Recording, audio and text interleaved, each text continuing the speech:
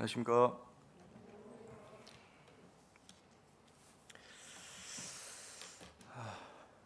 반갑습니다.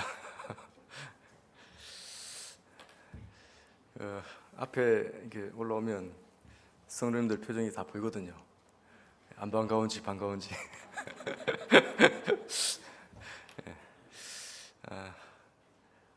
가끔 이렇게 강단에 올라오지만 올라올 때마다 참 부담이 됩니다. 이게 말씀을 준비하는 것도 부담이 되고 또 말씀을 나눈다는 것도 또 부담이 됩니다.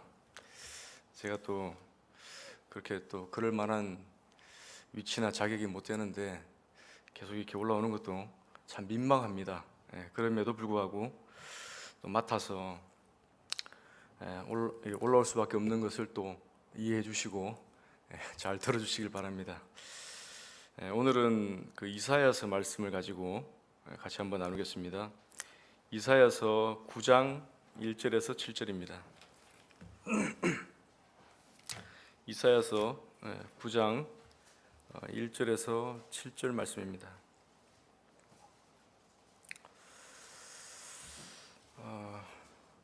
지금 방역 지침이 어떻게 됐는지 제가 잘 모르겠는데 교회 내에서 이게 교독도 가능한가요?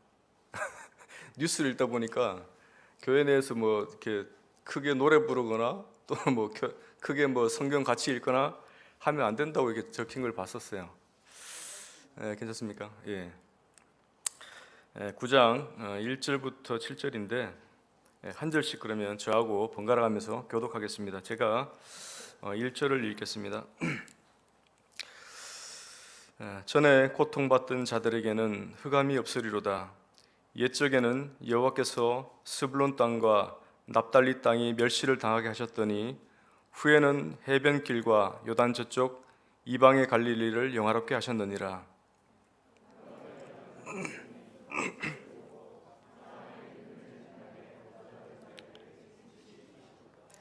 주께서 이 나라를 창성하게 하시며 그 즐거움을 더하게 하셨으므로 추수하는 즐거움과 탈취물을 나눌 때의 즐거움 같이 그들이 주 앞에서 즐거워하오니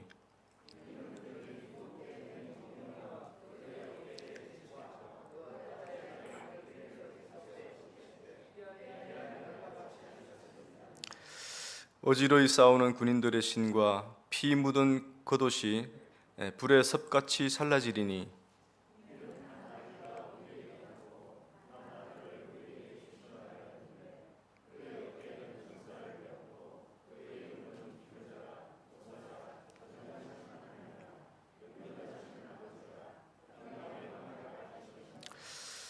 그 정사와 평강의 더함이 무궁하며 또 다윗의 왕좌와 그의 나라에 군림하여 그 나라를 굳게 세우고 지금 이후로 영원히 정의와 공의로 그것을 보존하실 것이라. 만군의 여호와의 열심히 이를 이루시리라. 오늘은 한 아기가 우리에게 낳고라는 제목으로 말씀을 나누겠습니다. 한 아기가 우리에게 낳고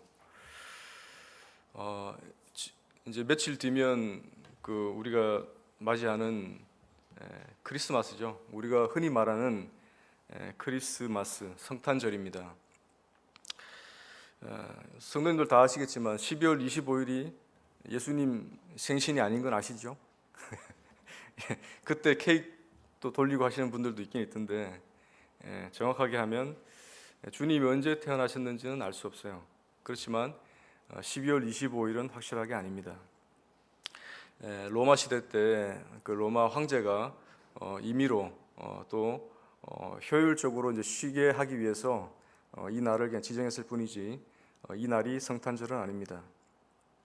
그리고 또 크리스마스라고 해서 크라이스트와 마스 미사가 이제 합쳐진 말로 그리스도 미사라는 뜻이에요. 그래서 우리 기독교인 우리 성경을 믿는 성경 신자들의 어떤 믿음과는 또 맞지가 않습니다. 다분히 가톨릭적인 표현이죠.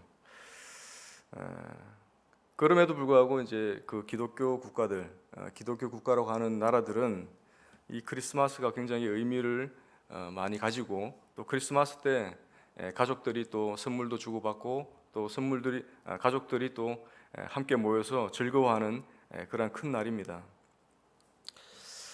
이런 크리스마스가 최근 들어서 논란이 되고 있습니다. EU라고 하는 이제 유럽 국가 연합이죠. 그 EU라는 유럽 국가 연합이 포용적 소통을 위한 가이드라인이라고 이런 뭔가를 정했어요.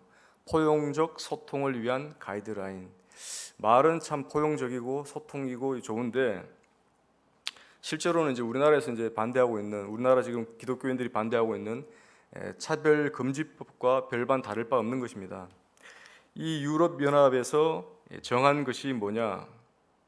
크리스마스라는 용어를 사용하지 말자. 크리스마스 용어를 금지하자라는 그러한 내용이 들어 있습니다. 이 가이드라인에. 그 이유는 이 EU라는 유럽 국가 연합 전체 직원들이 다 기독교인은 아니지 않느냐. 그리고 모두가 다 크리스마스를 환영하지 않지 않느냐. 모든 사람이 다 크리스마스를 환영하는 것이 아니다.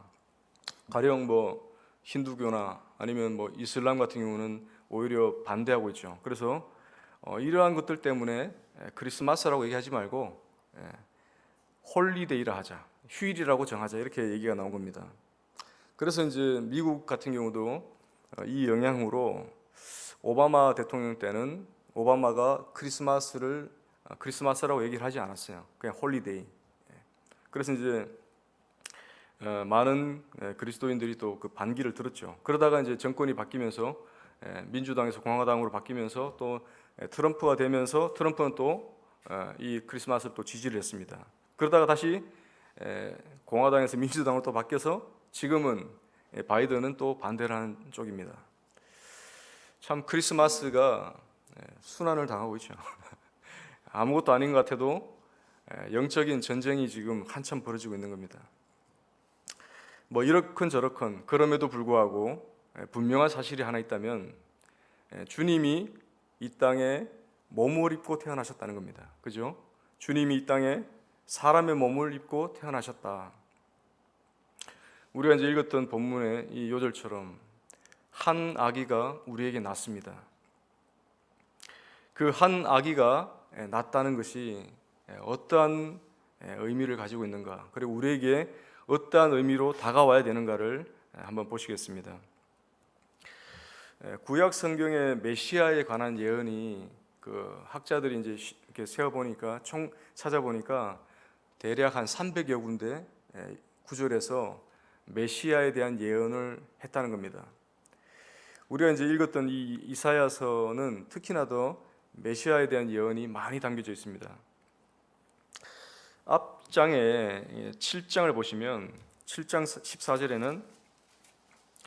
14절에는 처녀가 잉태하여 아들을 낳을 것이라는 말씀이 있죠. 처녀가 잉태하여 아들을 낳을 것이요 그의 이름을 임마누엘이라 하리라. 처녀가 잉태할 것이다. 처녀의 몸을 통해서 메시아가 나올 것이다. 그리고 그 뒤에 11장 1절에서는 이새의 줄기에서 한 싹이 나며 그 뿌리에서 한 가지가 나서 결실할 것이요 해서 이새의 줄기에서 나온다, 이런 또 예언이 있습니다. 이 구원자, 이스라엘의 구원자, 이 온 인류의 구원자가 처녀의 몸에서 탄생할 것이고 이새의 줄기에서 나올 것이다. 이렇게 700년 전에 벌써 주님 오시기 700년 전에 벌써 이사야를 통해서 예언을 했습니다. 11장 1절에서 보면 이새의 줄기라고 했는데 이 이새의 줄기라는 줄기가 그 원래 그 어원적으로는 나무를 자르면 이렇게 큰 나무가 있잖아요. 그 나무를 자르면 나무 밑둥, 그걸 우리는 그루트기로 하죠. 그루트기. 쓸만한 나무는 잘라 가버리고 그냥 남아 있는 아무 보잘것없는 그냥 나무의 흔적만 있는 그 거루터기에서 한 가지가 난다는 것입니다. 그 가지를 통해서 메시아를 내겠다라고 이제 예언을 하시는 것이죠. 그래서 이 가지가 나중에 결실을 한다 이렇게 말씀을 합니다. 이 말씀은 곧 주님이 이 땅에 오실 때 어떠한 대단하게 어떤 유명하게 이렇게 오시는 것이 아니라 아주 보잘것없이 아주 초라하게 이렇게 오신다는 것을 암시하고 있습니다. 우리가 처음에 읽었던 이사야서 9장 1절에 7절의 말씀은 메시아가 오시는데 아주 고귀하고 장엄하게 오시죠. 그래서 그 어깨에는 정사를 메었고 기묘자라 모사라 전능하신 하나님이라 하면서 아주 하나님같이 하나님으로서 이 땅에 오실 것을 말씀합니다. 그래서 아주 고귀하게 장엄하게 그렇게 오실 것으로 묘사가 되어 있지만 실제로 주님이 오신 그 모습은 그렇지가 않았다는 겁니다.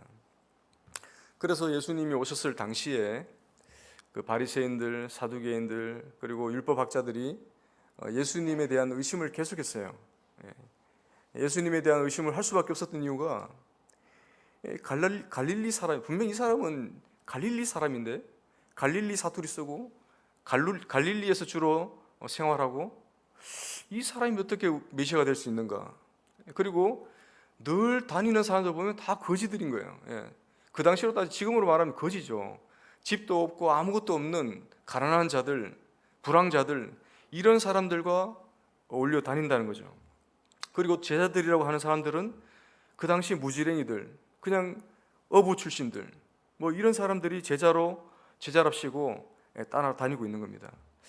바리새인들이 봤을 때는 성경과 도무지가 맞지 않는 거예요. 성경에는 분명히 어깨에 정사를 메고 기묘자라 모사라 전능하신 하나님이라 하면서 오셔야 되는 주님이 너무나 자기들의 기대와는 다르게 초라했다는 것입니다. 그러나 성경은 여러 군데서 주님이 어떻게 태어나실 것과 또 어떻게 고난받으실 것과 또 어떻게 죽으실 것을 다 예언해 놓으셨죠. 그러한 것들을 종합적으로 봤다면, 그리고 믿음의 눈으로 그걸 봤다면 그 사람들이 예수님을 배척하지 않았을 텐데 믿음의 눈으로 보지 않고 육신적인 눈으로 그리고 세상적인 관점에서 보니까 예수님이 메시아가 아니었던 것입니다. 우리는 이 예수님을 그 바리새인들이 봤던 육신적인 눈으로 볼 것이 아니라 정말 믿음의 눈으로 왜 오셨는가, 왜 육신으로 오셨는가를 이 시간 같이 한번 살펴보기를 원합니다. 주님이 이 땅에 육신을 입고 오신, 이 땅에 육신을 입고 탄생하신 이유가 뭔가? 가장 첫 번째는 하나님의 말씀을 성취하시기 위해서 그러신 겁니다. 하나님의 말씀을 이루시기 위해서 육신을 입으신 겁니다. 너무나 단순하게도 하나님은 벌써부터 예언을 통해서 예수님이 메시아를 이 땅에 보내실 것이라고 예언을 하셨습니다. 그리고 이 메시아를 어떤 모습으로 보내실 거라고 말씀을 해놓으셨어요. 그러한 것들을 한 가지씩 다 이루시기 위해서 이 땅에 오셨다는 것입니다. 기록된 하나님의 말씀을 이루시기 위해서. 그래서 마태복음을 보면 이런 표현들이 많죠. 말씀하신 바 무엇을 이루려 하려 하심이라. 말씀하신 바 어떠한 구절 말씀을 이루려 하심이라, 이런 말씀이 있어요. 그래서 예수님은 항상 그의 행적을 통해서, 예수님의 행적을 통해서 말씀을 이루어 가셨다는 것을 알 수가 있습니다. 또 요한복음에서는 요한복음 1장 1절 그리고 1장 1절에서 3절 말씀을 보시면 요한은 첫 시작부터 주님이 바로 말씀 그 자체라고 선포를 하고 있습니다. 우리가 읽고 보고 듣고 하는 이 말씀 그 자체가 바로 주님이시다. 1장 1절에 그렇죠. 태초에 말씀이 계시니라. 이 말씀이 하나님과 함께 계셨으니 이 말씀은 곧 하나님이시라. 그가 태초에 하나님과 함께 계셨고 만물이 그로 말미암아 지은 바 되었으니 지은 것이 하나도 그가 없이 된 것이 없느니라. 주님으로 말미암고 주님으로부터 모든 것이 창조되고 말미암았다. 그리고 이 말씀은 곧 하나님이시다. 이 하나님이신 주님이 우리에게 오셨다라고 선포를 하고 있는 것입니다. 그래서 주님은 말씀 그 자체이시고 말씀을 이루기 위해 이 땅에 오셨다면 우리는 그 하나님의 말씀을 믿을 수가 있는 것이고 또 믿어야 되고 또 우리의 모든 삶에 우리의 모든 판단 위에 최종 권위로 인정할 수밖에 없다는 것을 알 수가 있습니다. 두 번째로 주님이 이 땅에 육신을 입고 오신 이유는 우리가 아까 이제 감사 때도 고백했던 것처럼 우리의 구원을 위해서, 특히 모든 인류의 구원을 위해서 주님이 육신을 입으셔야만 했습니다. 인류의 조상 아브라함으로 말미암은 죄, 그 죄로 말미암아서 모든 사람이 저주 아래 놓이게 되었죠. 모든 사람이 저주 아래 놓이게 되었습니다. 그 저주는 무엇입니까? 죄의 삭은 사망이요 피 흘림이 없이는 사함이 없다는 이 저주죠. 모든 사람들은 죄 아래 놓이게 되었고 그 죄값으로는 그 죄값을 치르기 위해서는 죽음이 필요합니다. 근데 그 죽음이 어떤 죽음이냐? 바로 본인의 죽음이 필요한 거예요. 그래서 인간은 딜레마에 빠지게 됐습니다. 어떤 궁지에 몰리게 됐어요. 나의 죄를 사하기 위해서는 죽음이 필요한데 나의 죄를 사하기 위해서는 내가 죽어야 되는 그러한 딜레마죠. 그런데 내가 죄를 안고 죽게 되면 어떻게 됩니까? 이 죄는 사해지지 않는 것이죠. 이러한 딜레마, 이러한 궁지에 몰려있는, 이러한 저주 가운데 갇혀있는 인간을 위해서 주님이 이 땅에 오신 것입니다. 갈라디아서 3장 13절에는 이런 말씀이 있죠. 갈라디아서 3장 13절에 그리스도께서 우리를 위하여 저주를 받은 바 되사 율법의 저주에서 우리를 속량하셨으니 기록된 바 나무에 달린 자마다 저주 아래 있는 자라 하였습니다. 나무에 달린 자마다 저주 아래 있는 자다. 나무에 달린 자마다, 예수님은 십자가라는 나무에 달리셔서 친히 저주 아래 놓이셨죠. 주님이 율법의 저주를 속량하기 위해서 그 율법의 저주를 친히 자신의 몸에 다 감당하셨다는 것입니다. 이 속량하시기 위해서, 이 저주를 감당하시기 위해서 하신 방법은 히브리서 9장 12절에서 14절의 말씀에 잘 나와 있죠. 히브리서 9장 12절에서 14절에는 염소와 송아지의 피로 하지 아니하고 오직 자기의 피로 영원한 속죄를 이루사 단번에 성소에 들어가셨느니라. 염소와 송아지의 일시적인 잠시 죄를 가릴 수밖에 없는 그러한 피로 한 것이 아니라 오직 자기의 피로 영원한 속죄를 이뤘다는 것입니다. 오직 자기의 피로 영원한 속죄를 이루사 단번에 성소에 들어가셨느니라. 아까 우리 감사 시간에 어떤 형제님이 감사의 고백 가운데 그런 말씀하셨죠.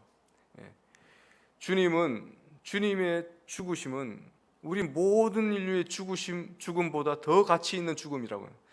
더 가치 있는 죽음이라야지만 모든 인류의 죄를 담당하실 수가 있는데 바로 그 주님이 친히 자신의 피로 속죄를 이루셨다는 것입니다. 계속해서 13절에 보면 염소와 황소의 피와 암송아지의 죄를 부정한 자에게 뿌려 그 육체를 정결하게 하여 거룩하게 하거든. 염소, 황소, 암송아지의 죄 이런 것들을 뿌려서도 사람들을 거룩하게 하는데 하물며 하나님의 아들이신 하나님이신 주님의 피가 14절에 나오죠.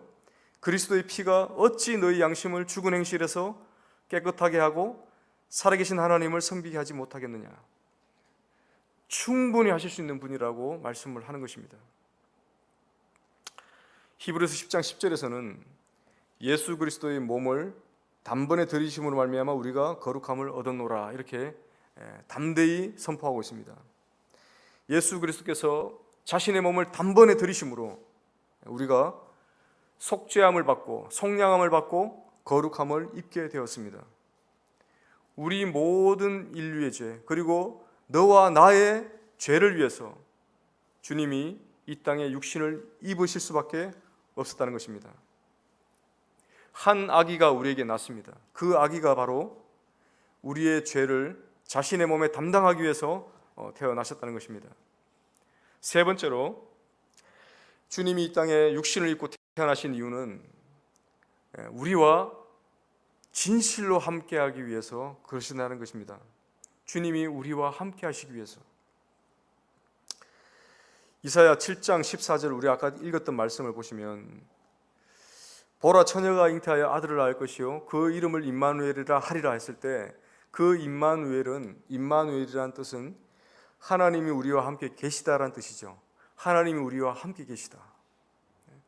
아들을 낳을 것인데, 그 처녀가 아들을 낳을 것인데 그 낳은 아들이 곧 하나님이 우리와 함께 계시다는 것을 보여주는 것이다.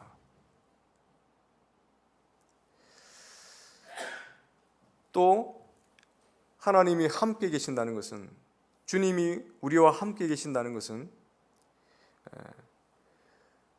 우리의 모든 삶을 다 아시고 체휼하셨다는 말과 똑같습니다.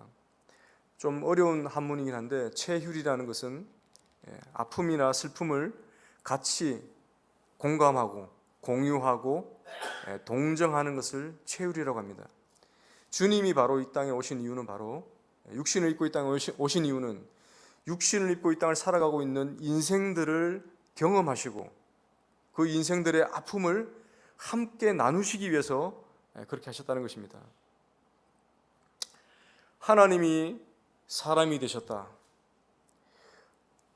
시공을 초월한 영혼 세계에 계신 하나님께서 시공 가운데 갇혀 있는 이 인간 세상에 한없이 낮아지심을 사도 바울도 그렇게 말씀하고 있죠. 주님이 그렇게 낮아지신 것이다. 주님의 낮아지심을 한번 봐라. 얼만큼 낮아지셨느냐. 하나님에서 이 썩어질 육신을 입으시고 사람으로까지 낮아지셨다. 뿐만 아니라 인생들이 겪을 수 있는 이 땅에서의 어떤 고통들, 그 이상으로 주님이 겪으셨다는 것을 알 수가 있습니다. 그래서 이제 찾아보니까, 다시 찾아보고 정리해 보니까 정말 그랬어요. 주님이 평범한 인생들이 겪는 그 고통보다 더 극심한 고통을 태어나심부터 겪으셨다는 것을 알게 되었습니다. 마리아가 성령으로 잉태를 했습니다. 그래서 임신한 채 마리아가 있었던 곳은 갈릴리 지역이었어요. 갈릴리 지역에서 있는 동안에 아우구스투스라는 그 로마 황제가 지금으로 말하면 주민등록이죠. 호정령을 내립니다. 주민등록하라. 모든 국민들은, 모든 식민지 국민들은 주민등록을 하라. 어디서? 자기가 태어난 고향으로 가서 주민등록해라. 그래서 호정령이 떨어집니다. 그런데 갈릴리에서 이 마리아의 고향은 베들레헴이었죠. 유대 땅 베들레헴이었어요. 거리로 따지면 한 100km, 110km 되는 그러한 먼 거리였습니다. 그 당시 교통수단이 좋지가 않았죠. 길도 험했죠. 사막 지역이었죠. 만삭이 된 마리아가 아이를 뵌 채 그 자신의 남편인 요셉과 함께 갈릴리에서 이 베들레헴까지 100여 킬로나 넘는 그 거리를 걸어서 옵니다. 그것도 호적을 하러 옵니다. 마리아, 요셉 고생은 물론이지만 그 뱃속의 아기 역시, 아기신 예수님도 역시 고통을 당하신 거죠. 무엇 때문에? 호적하라라는 말은 단순히 이 황제가 자신의 통치력을 내세우고 싶었던 거예요. 그 당시 내 식민지 인구가 얼마나 된가, 내가 지금 다스리고 있는 그 식민지 인구가 몇 명이나 되는지 한번 알고 싶다. 한번 조사해봐. 이거였습니다. 아주 단순한 명령이었고 단순한 발상에서 시작된 거였는데 그것을 당하는 당사자는 굉장히 고달프죠. 100여 킬로나 넘는 그 거리를 그냥 호적하러 오는 거예요. 호적 등본 딱 등록하고 다시 가야 되는 거죠. 이런 뱃속에서부터 주님은 그러한 일을 당하셨고 호적하러 가는 동안에 만삭이다 보니까 길 가운데서 태어나게 되신 것 같아요. 그래서 여관을 찾아보니 여관이 없어요. 묵을 만한 여관에 다 전 지역에서 호적하라 하니까 다 막 난리법석으로 자신들의 고향으로 왔기 때문에 묵을 만한 여관이 없는 겁니다. 우리가 요한복음 읽었을 때 그런 말씀을 읽었죠. 만물이 그로 말미암아 지은 바 되었으니 지은 것이 하나도 그가 없이 된 것이 없느니라. 모든 만물이 다 주님의 것이었고 주님의 소유였고 주님이 주장할 수 있는 권리를 주장할 수 있는 것이었는데 정작 주님이 이 땅에 오시니까 주님이 누일 만한 거처 하나 없는 것입니다. 거처 하나 내주지 않는 그러한 냉혹한 세상이었던 거예요. 그러한 냉혹한 세상에 주님이 오신 겁니다. 여관도 없을 뿐만 아니라 그 아기를 누일 만한 장소가 없어서 결국에는 말밥통 있잖아요. 말밥통, 말구유. 말이 밥을 먹는 그 구유에 주님을 강보에 싸서 뉘었다 이런 표현이 있습니다. 이 땅에 우리가 지금도 많은 귀한 아기들이 태어나고 있고 또 앞으로도 아기들이 태어날 것입니다. 그렇지만 어느 부모가 갓 태어난 아기를 말 구유에 누이는 부모가 어디 있어요? 그러나 그 말은 뭡니까? 여관도 없었고 그나마 가장 깨끗하고 가장 그나마 아기한테 안전하다고 생각되었던 게 바로 말구유였던 거예요. 그래서 말구유에 누인 겁니다. 주님은 태어나심부터 시작해서 태어나셨어도 임신에서부터 태어나셨어도 이러한 처우를 받으셨어요. 그리고 태어나신 지 40일째. 원래 이제 산모가 이제 아이를 낳고 그 당시 이제 유대 율법으로 아이를 낳고 일주일 동안은 아무도 만나지 못해요. 그래서 산모의 정결 기간이 있고 그다음에 33일간 아이가 또 이렇게 정결하는 그러한 기간이 있습니다. 그래서 도합 40일이 지나면 이제 정결 기간이 끝나면 그때 제사장이 찾아가서 예물을 드리고 정결 예식을 행해야 되는 그런 율법이 있었습니다. 이때 이 마리아가 예수님과 함께 간 장면이 나오죠. 그때 이러한 표현이 나옵니다. 전에도 제가 말씀드렸는데 비둘기를 제사로 드리려 함이라 이렇게 돼 있어요. 왜 마리아가 비둘기로 제사를 드리려 했는가? 그 당시 이제 율법에는 하나님이 얼마나 친절하신지 부자에서부터 가난한 사람에게 이르기까지 가난한 사람은 가난한 사람대로 예물을 드릴 수 있도록 그렇게 다 섬세하게 배려해 두셨던 거예요. 하나님께 드릴 만한 여유가 있는 사람은 소나 양이나 염소를 드렸지만 그 힘에도 붙이지 못하는 사람들은 어떻게 해요? 비둘기, 이 정말 보잘것없는 이 비둘기라도 드림으로 인해서 하나님이 받으시겠다고 하신 겁니다. 바로 마리아가 비둘기를 드렸단 말은 그만큼 이 마리아의 집은 극빈층이었다는 것을 또 이해할 수가 있습니다. 또한 이 정결 예식을 주님이 받으셨다는 것은 뭡니까? 주님은 태어나시기 전이나 태어나신 후나 율법 위에 계신 분이죠. 율법을 제정하셨을 뿐만 아니라 율법 위에 계셔서 율법을 다스리시는 분이 바로 예수님이신데 이 예수님이 율법 아래 놓이신 것을 말씀하고 있는 겁니다. 율법 아래 놓이셔서 율법 아래 복종하신 그러한 의미가 되는 것입니다. 주님이 율법 아래 복종하신 거예요. 죄인들을 위해서 만들어 놓은 그 율법을 주님이 그 율법에 복종하셨다. 또한 고향에서 이제 성장하셔서 또 지내실 때 예수님의 직업이 무엇인지 모르다가 나중에 이제 성경 구절에서 이제 이러한 표현들이 나오죠. 예수님이 자신의 고향에 갔을 때, 제자들과 함께 자신의 고향에 갔을 때 고향 사람들이 예수님을 배척합니다. 그때 배척하는 첫 번째 말이 뭐냐면 저자가 목수가 아니냐, 저자가 목수의 아들이 아니냐. 그러면서 예수님을 목수의 아들로 다 알고 있는 거예요. 목수의 아들, 목수 이렇게 알고 있는 겁니다. 그러면서 예수님을 배척했어요. 우리가 알고 있는 예수, 저자는 최근까지만 해도 목수였지 않느냐. 그래서 예수님을 배척한 건데, 지금도 이 목수의 일은 참 막노동에 가깝죠.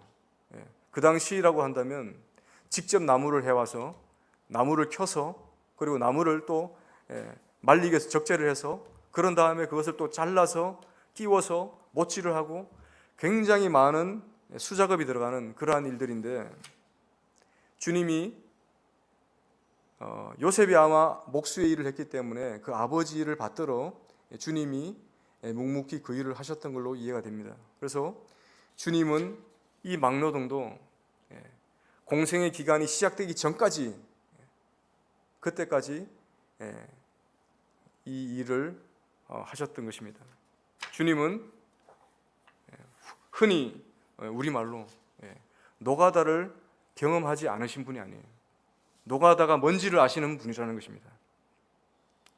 그리고 또 한날은 이제 길을 걷고 있는데 예수님을 따르겠다고 하는 사람이 나타났어요. 예수님, 제가 주님의 제자가 되어서 주님을 따르겠습니다. 그랬을 때 주님이 그런 말씀하시죠. 인자는 여우도 굴이 있고 그렇지만 인자는 머리 둘 곳이 없다. 인자는 머리 둘 곳이 없다. 이 말은 네가 나를 따르느냐? 근데 난 집이 없어. 나는 집이 없어. 네가 따르려면 따르겠지만 나는 집이 없다. 지금 유식한 말로 홈리스잖아요. 홈리스. 주님은 집이 없으셨어요. 정처 없이 떠돌면서 제자들과 함께 영접을 받으면 거기서 식사를 해결하시고 거기서 주무시고 또 길을 나서시고 그랬던 홈리스였다는 것입니다. 또한 주님이 굶주리셨다는 표현들이 종종 등장합니다. 주님이 한날은 아침에 일찍 일어나셨는데 시장하신지라, 이런 표현이 있죠. 주님이 늘 배고픔 가운데 계셨습니다. 그 당시 주님의 제자들, 주님과 주님의 제자들을 공개하는 여자들이 있었는데 그 여자들의 어떤 그 공개로, 도움으로 말미암아 근근히 주님이 식사를 해결하셨습니다. 그런 관점에서 오병이어나 칠병이어를 한번 생각해 봤습니다. 오병이어, 칠병이어, 5개의 보리떡과 물고기 2마리로 5,000명, 7,000명을 먹인 그러한 사건이죠. 그때 주님이 뭐라고 말씀하십니까? 이들이 나와 함께 한지 사흘이나 되었다. 이곳은 빈들이다. 이들을 보내려고 하니 기진할까 하노라. 지금 주님이 이들을 걱정하고 있습니다. 이들이 여기에 있다가 집으로 가게 되면 다 굶주려서 길에서 썰어서 죽을 것이다. 바꾸어 얘기하면 무엇입니까? 주님도 똑같이 굶주리셨다는 말과 동일한 것이죠. 오히려 주님이 더 굶주리셨죠. 앞에서 말하고 있는 사람과 말을 듣는 사람, 누가 더 배가 고프며 그냥 진료를 받는 사람과 진료를 하는 사람, 누가 더 피곤하고 배가 고프겠습니까? 그런데 주님은 그런 말씀하시는 거예요. 이들이 길 가다가 기진할까 하노라. 그래서 먹을 것을 갖다 주거라. 주님이 더 시장하셨다는 것을 이해할 수가 있습니다. 또한 사랑하는 제자들에게, 특히나 가룟 유다에게는 은 30에 팔리셨죠. 은 30이란 말은 노예의 값입니다. 그 당시 노예를 거래할 때, 흥정할 때 쳐주는 값이에요. 주님이 온전한 값으로 팔리는 것도 아니고 그냥 은 30에 노예의 값에 팔리셨다. 그리고 사랑하는 제자들도 다 충성을 맹세했지만 충성 맹세하고 난 뒤에 몇 시간 후에 다 도망을 갔죠. 배신과 고독을 주님은 철저하게 경험하셨습니다. 우리가 또한 마지막으로 십자가를 생각해 볼 때 십자가 형벌은 너무나 극심해서 십자가란 말조차도 꺼내지 말라고 하는 그러한 형벌이었습니다. 너무나 극심해서 인간이 감당하기 극심한 그러한 고통이었는데 주님이 그러한 고통을 당하셨죠. 또한 이 십자가에는 다른 의도가 있습니다. 육체에는 엄청난 고통을 주지만 또 정신적으로는 나무에 사람을 매달아 놓는 거잖아요. 빨가벗겨 놓고 매달아 놓는 거예요. 자, 생각을 해봅니다. 십자가에 사람을 빨가벗겨 놓고 매달아 놓습니다. 그리고 그 머리 위에는 그 사람이 행했던 죄를 적어 놓습니다. 예수님의 좌우편에 죄인들은 무엇이었습니까? 강도, 도적이었잖아요. 강간범, 도둑, 잡범들, 이런 부류들과 함께 주님이 섞여서 그 십자가에 달리신 겁니다. 주님 입장에서는 엄청난 모욕과 수치죠. 그러한 모욕과 수치를 주님이 또한 감당하셨습니다. 인간이 겪을 수 있는 고통 이상으로 주님이 육신을 입고 겪으셨다는 것을 우리가 이해할 수가 있습니다. 말씀을 정리해 보면 주님이 이 땅에 한 아기로 태어나셨는데 한 아기로 이 땅에 오셔서 먼저는 하나님의 말씀을 성취하시기 위해서 오셨죠. 그리고 주님이 이 땅에 오신 가장 근본적인 인간의 죄 문제, 인간의 구원을 위해서 이 땅에 오셨습니다. 그리고 인간의 구원에서 끝나는 것이 아니라 구원한 인간들과 영원히 함께 하시기 위해서, 그리고 지금도 이 땅에 고통당하고 있는 인생들과 함께 하시기 위해서 이 땅에 육신을 입고 오셨다는 것입니다. 이 육신을 입고 이 땅에 오신, 그리고 이 육신을 가진 인간의 연약함을 가장 잘 알고 있다는 그 표현을 히브리서에서는 이렇게 표현하고 있습니다. 히브리서 4장 15, 16절은 같이 한번 찾고 한번 읽어보겠습니다. 히브리서 4장 15절에서 16절입니다. 히브리서 4장 15절 16절. 제가 읽겠습니다. 우리에게 있는 대제사장은 우리의 연약함을 동정하지 못하실 리가 아니요 모든 일에 우리와 똑같이 시험을 받으신 이로되 죄는 없으시니라. 그러므로 우리는 긍휼하심을 받고 때를 따라 돕는 은혜를 얻기 위하여 은혜의 보좌 앞에 담대히 나아갈 것이니라. 우리의 연약함을 동정하지 못하실 리가 아니다. 우리의 연약함을 충분히 동정하실 분이시다. 왜 그렇습니까?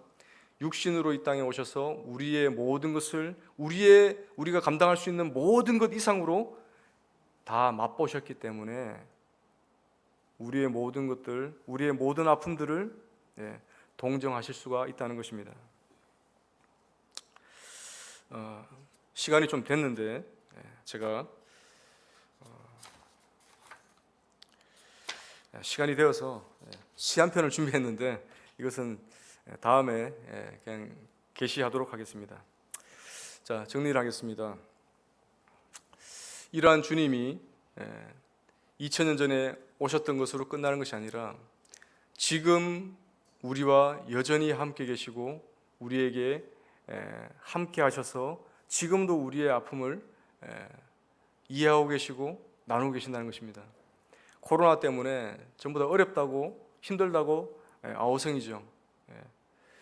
이러한 모든 것들을 주님이 보고 계시고 알고 계십니다. 그리고 성도님들 각자의 삶 가운데 왜 주님이 이런 해결을 안 해주실까? 왜 주님이 이런 일에는 침묵하실까라고 의문을 품을지 모르지만 그러한 모든 것 가운데 주님 함께 하십니다. 왜 그렇습니까? 주님이 육신으로 이 땅에 오셔서 모든 것을 체휼하시고 모든 것을 감당하시고 담당하시고 몸소 겪으셨기 때문에 충분히 이해하시고 또 충분히 우리를 도우실 수 있는 분이라는 것입니다. 히브리서 4장 16절 마지막에 그런 말씀하시죠. 때를 따라 돕는 은혜를 얻기 위하여 은혜의 보좌 앞에 담대히 나아갈 것입니다.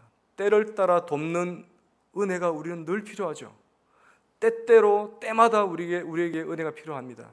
그러한 은혜를 얻기 위해서 하나님께 담대히 나아가야 되겠습니다. 그리고 이 나아갈 때 주님은 여전히 우리를 동정하시고 위로하시고 해결해 주시는 분이시라는 사실을 믿고 나아가야 되겠습니다. 기도하고 마치겠습니다. 아버지 하나님, 참 하나님의 사랑으로 주님을 이 땅에 육신으로 보내셨습니다. 육신을 입고 이 땅에 태어나신 주님께서 또한 인생들이 겪어야 하는 또 인생들이 겪는 것 이상의 그러한 고통을 겪으심으로 모든 인생들의 참 위로자가 되시고 모든 인생들의 또 상담자가 되어주심을 감사를 드립니다. 주님께서 그러한 사랑으로 이 코로나 시국을 감당하고 있는 지금 이 순간에도 우리와 함께 계시고 또 우리의 모든 상황을 아시고 또 이 모든 상황을 함께 하심을 인해 감사를 드립니다.